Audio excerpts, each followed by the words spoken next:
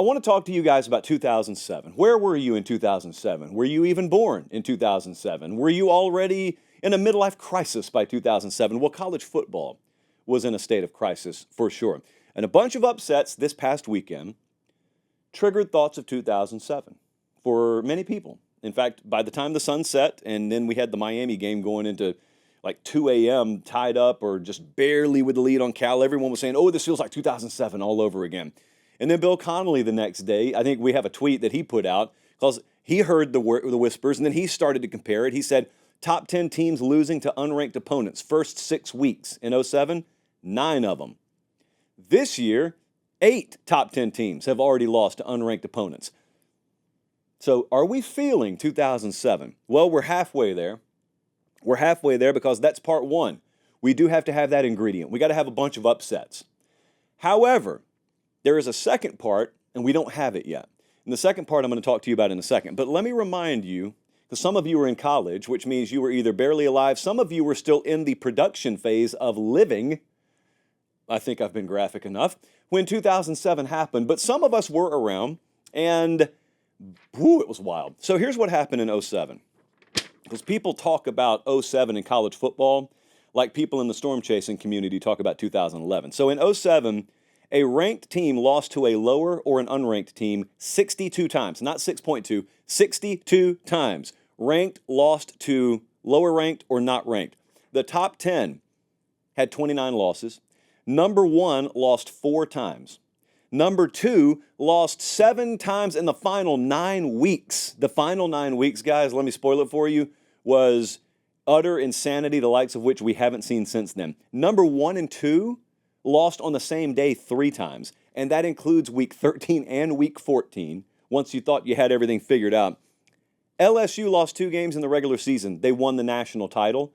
I want you to think about this. Think about Black Friday weekend. So Thanksgiving happens, and then Arkansas goes to LSU. LSU's already got a loss. Arkansas goes into triple overtime in Baton Rouge, wins the game. LSU loses their final regular season game. They go on to win a national title. What else happened? Multiple top 10s lost in 9 of 14 weeks. So it was far more common than not, any given week, to have not one but more than one top 10 teams falling. This is the AP poll, if you're listening on podcast, entering conference title weekend. This was the AP poll. Missouri was number 1. West Virginia was number 2. All they had to do was win. All they had to do was win, and we were going to get Missouri versus West Virginia for the national championship. And Kansas was number 7. You had Hawaii there. You had Boston College there. It was the stuff of dreams and nightmares, like a Stephen King novel. So why is this weekend very important? This upcoming weekend. Now, we just had a bunch of upsets last weekend. Here's why this upcoming weekend is very pivotal. For any of you 07 dreamers out there, you got to have the second ingredient. You got the first ingredient. We already got a bunch of upsets happening. Just like 07. 07 started with App State over Michigan. That's how that season started. And then it just never stopped giving us that. This right here was a great precursor. So maybe, the Vandy over Alabama, although a little bit later in the season, whomst amongst us knows, maybe that becomes the indicator that we look back on and say, we should have known. Well, that's part 1. Part 2 of the ingredients manual is you can't have an elite team. And right now, Texas still looks elite. Ohio State still looks elite. And that brings me to this weekend. We got Red River Shootout. We got Ohio State at Oregon. So we got pressure spots for both of these teams. And I'm telling you, as I told you Tuesday night, there's about a 6-hour window coming out of Saturday evening/night where if Texas goes down, if Ohio State goes down, if either one of them go down, but especially if both of them go down, then we have hurled ourselves into the great unknown. Because at that point, everybody's looked vulnerable. Even if Oregon beats Ohio State, they've looked vulnerable multiple times.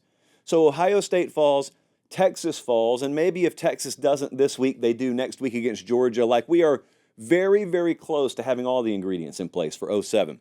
07, you didn't know, like, all the normalcy, all the normal things you could come to rely on.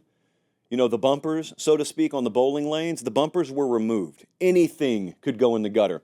Just like any kind of preconceived notion you had, it could go in the gutter. A 2-loss team won the national championship. That's the entire point. So now we've got this expanded playoff apparatus that's on the back of this particular college football season. So That could be the most valuable thing that could be dropped in the lap of an expansionist, of which I am not.